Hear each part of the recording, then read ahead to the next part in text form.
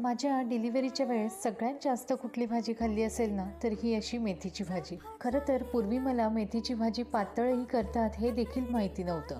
पण माझ्या बाळंतपणात सासूबाईंनी जेव्हापासून ही अशी भाजी बनवली आहे ना, तेव्हापासून अगदी नियमित मी ही भाजी बनवते.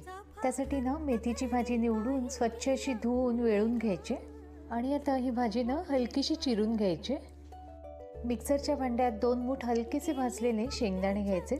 हिरवी मिरची घ्यायची. अर्थात डिलिव्हरीच्या वेळेस मात्र मिरची घ्यायची नाही हां. एक 8 ते 10 पाकळ्या लसूण घालायचे, थोडंसं जिरं घालायचं आणि कोथिंबीर घालून आवश्यकतेनुसार पाणी घालायचं आणि हे दरदरीत असं वाटून घ्यायचं. लक्षात घ्या, खूप असं बारीक वाटायचं नाही आहे हां. लोखंडी तव्यात पळीभर तेल घालायचं आणि 4-5 पाकळ्या ठेचून घेतलेली लसूण घालायचे. पालेभाजी आहे तेव्हा हिंग घालायचं आणि खमंग अशा फोडणीवर चिरून घेतलेली ही मेथीची भाजी घालायची. सगळी भाजी ना छान 1 मिनिट परतून घ्यायची. पालेभाजी ना शक्य